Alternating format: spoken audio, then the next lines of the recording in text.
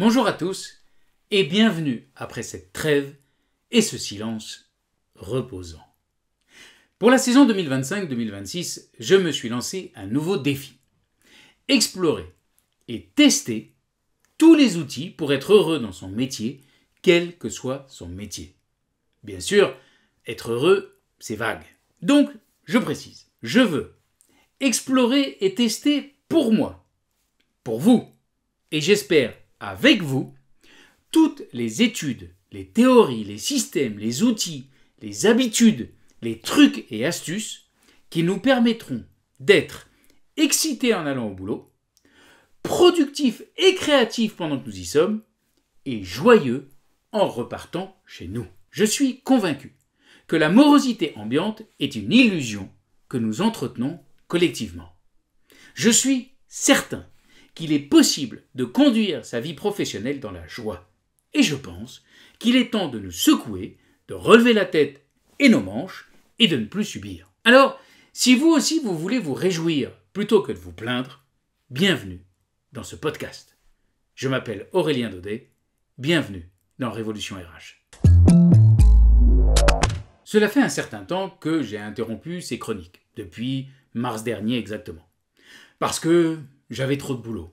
Parce que j'étais souvent chez mes clients et loin de mon studio d'enregistrement. Et puis parce que j'ai concentré mes efforts sur mes articles écrits. Presque 1 an de publication quotidienne. Voilà, ça y est, le gars est retombé dans la plainte, l'habitude classique actuelle. Tout ça, ce sont les raisons négatives et relativement géniardes que je me suis donné pendant quelques semaines quand j'ai fermé les rideaux mi-juillet. Oui, certes, j'étais claqué, mais j'étais bien le seul responsable de cet état de fait.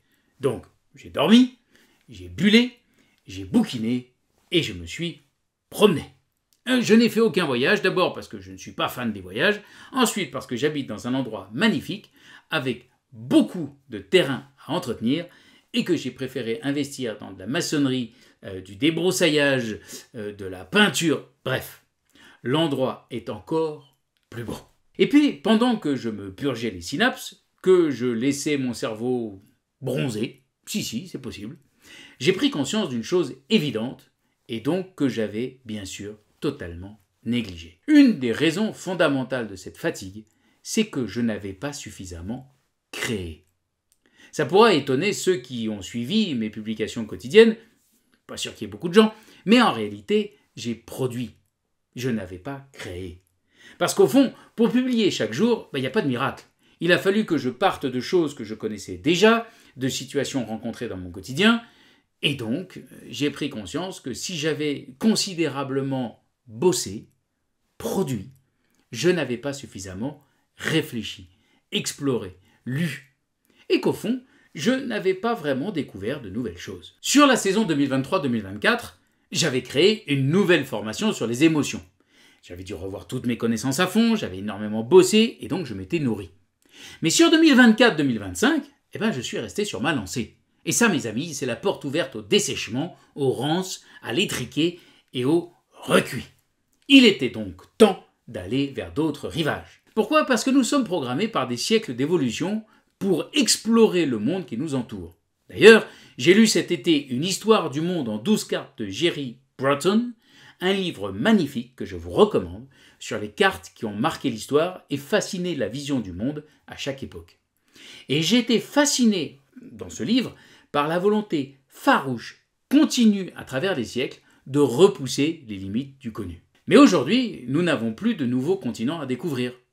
Pourtant, je crois que nous avons toujours ce besoin viscéral d'explorer cette fois notre monde intérieur, nos pensées, nos rêves, et ce besoin viscéral d'apprendre, d'augmenter nos connaissances pour créer de nouveaux objets. Pour beaucoup d'entre nous, il ne s'agira pas d'objets physiques, mais nous avons tous besoin profondément de faire quelque chose qui vienne de nous, qui nous demande un effort, quelque chose qui soit notable et qui ne soit pas seulement de la production, de la répétition.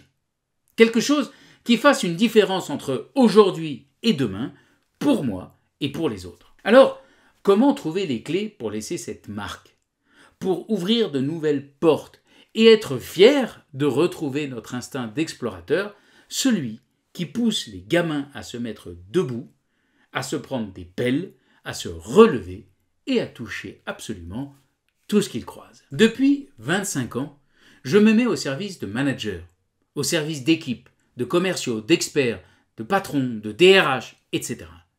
Et depuis 25 ans, je suis frappé de voir la quantité de gens qui me disent qu'ils font leur job parce qu'il faut bien manger, parce qu'il faut bien payer les traites de la maison et les écoles des gamins.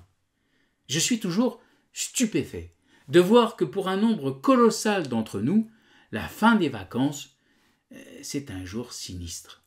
Je crois bien me souvenir que lorsque nous étions gamins, la rentrée c'était aussi un moment joyeux. Retrouver les copains, parfois même les petits copains, et puis découvrir ensemble, faire ensemble, avancer ensemble. Peut-être bien que ma mémoire embellit la réalité. Elle a tendance à faire ça.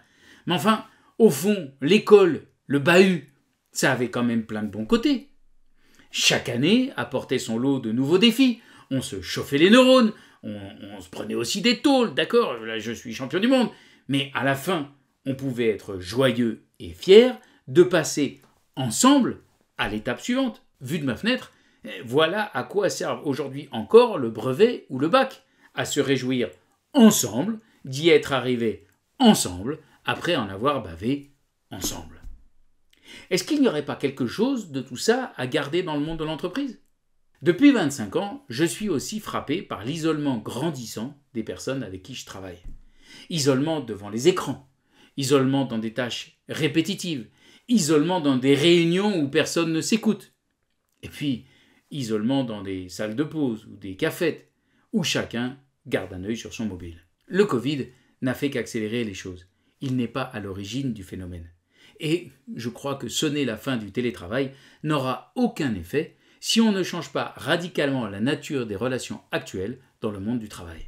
L'empathie, l'intelligence émotionnelle, la collaboration, tout ça, cela restera des concepts vains tant que nous n'aurons pas accepté de renouer de vraies conversations au sein des entreprises.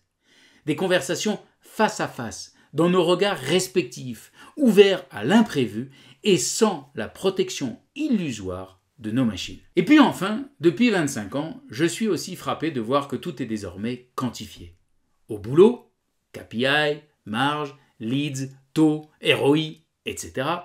Mais bien évidemment aussi bien au-delà du boulot. Nombre de pas, nombre de mots, battements de cœur, nombre de likes, suivi des ondes cérébrales pendant que nous dormons. Tout est mesuré parce que tout est marchandise. Le temps, c'est de l'argent, disait Benjamin Franklin. Mais mon pauvre ami, aujourd'hui, tout est de l'argent. Eh ben non, je ne crois pas. Je pense qu'il reste une large place pour la générosité. C'est-à-dire pour moi la capacité à donner sans avoir de demande claire en retour. Être généreux, c'est ouvrir la relation à l'inconnu. Peut-être qu'à ton tour tu m'offriras quelque chose, mais je n'en suis pas sûr, et je ne sais pas quoi ni quand. Je fais souvent des cadeaux dans mon métier, des sessions de coaching ou bien des sessions de formation, parce que je suis joyeux en le faisant, et parce que j'ai constaté que la relation change immédiatement de dimension. Je n'ai jamais pris le temps de réfléchir au pouvoir de cette ouverture, et ben voilà, ce sera un de mes thèmes de recherche cette saison. J'ai beaucoup lu cet été, des navets bien sûr, et puis aussi certains livres magnifiques, que j'ai donc immédiatement relus, comme j'en ai l'habitude pour me les rentrer dans le crâne, et je vous en reparlerai dans de prochaines chroniques. Ça m'a aidé à ancrer ma réflexion pour les mois à venir, autour de 3 premiers piliers que j'ai déjà abordés dans cette chronique et autour desquels nous allons discuter. Le premier pilier, c'est celui de la création. La création par un travail en profondeur, individuel, un travail qui demande de l'effort, de la réflexion, ce que les Américains appellent le deep work. Un travail aux effets moins immédiatement mesurables que le nombre de réunions ou le nombre d'emails envoyés dans la journée. Mais ce travail en profondeur est indispensable pour franchir des caps, pour changer de dimension, soit individuellement dans son métier, dans sa carrière, soit collectivement en devenant des organisations puissantes. Le deuxième pilier, ce que je veux aborder pendant cette saison, c'est le sujet des relations. Je veux creuser ce sujet de la conversation, des échanges non triviaux, non basiques, avec les personnes qui nous entourent, que ce soit les proches, la famille, les collègues, des échanges qui ne se fassent pas uniquement au travers de machines et qui permettent de nourrir nos esprits, nos cœurs et nos âmes. Et puis, nos corps aussi, si nous acceptons de redécouvrir le plaisir de la conversation à table. Enfin, mon troisième focus sera celui de la générosité. Loin de considérations morales ou de déclarations de principe, mon idée, c'est de montrer que nous ne pouvons pas réussir en nous contentant de rester dans les échanges prévus dans des contrats préalables. Je suis un grand fan des contrats, bien sûr, vous m'avez déjà entendu souvent en parler. Mais je crois qu'il est possible d'aller au-delà de ce cadre, par moment, pour ouvrir de nouvelles dimensions. On en revient toujours à l'imprévu et à la créativité. J'ai vu passer des recherches prouvant de manière très concrète la puissance de cette attitude et je vais creuser ces sujets avec délectation. C'est sans doute de ces trois piliers celui sur lequel j'ai le moins bossé dans ma carrière, même si je l'ai pratiqué, et donc c'est celui qui m'excite le plus. Voici donc le programme de la saison et la direction se réserve le droit de le modifier, de le compléter, de l'ajuster en fonction de ce que je vais découvrir au fur et à mesure. Et maintenant, je veux bien un coup de main. D'abord, que vous me disiez ce que vous pensez de tout ça. Est-ce que ça vous parle? Est-ce que ça vous intéresse? Après tout, peut-être que je suis complètement à côté de la plaque et que tout ceci vous semble de la fumée. Par ailleurs, si ça vous intéresse, est-ce que vous avez des idées, des pistes à me proposer? Des recherches, des idées, des bouquins? Je crois que le travail en profondeur est un travail solitaire, mais ça ne veut pas dire isolé. Je veux moi aussi dans mon travail être beaucoup plus en conversation. Et des conversations qui ne soient pas de simples commentaires de posts ou des likes. Ce qui m'intéresse, c'est que mon travail me permette de rencontrer des personnes ou de les retrouver et de vous écouter pour enrichir avec du concret toutes ces réflexions. Alors je vous donne ou je vous redonne mon mail aurélien@aureliendaudet.com.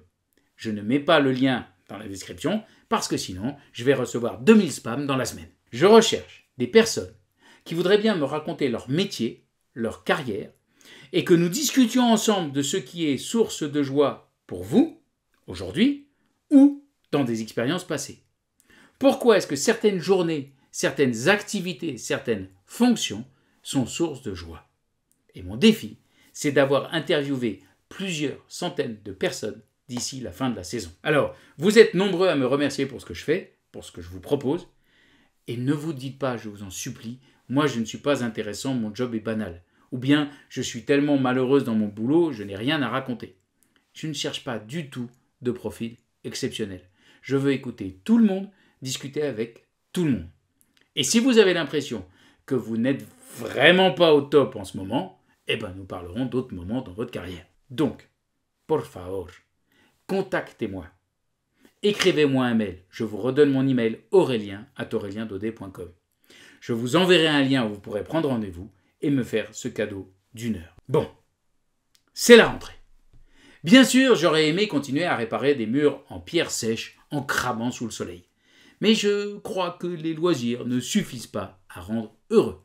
Je suis convaincu que nous avons aussi besoin de travail en profondeur, d'une part de créativité en plus de la productivité répétitive. Je suis convaincu que nous avons aussi besoin de conversations, d'échanges vrais et en face à face. Et enfin, je suis convaincu que nous avons besoin d'offrir et d'offrir souvent aux personnes que nous rencontrons. Mon boulot, ça va maintenant être de le prouver. À tout bientôt.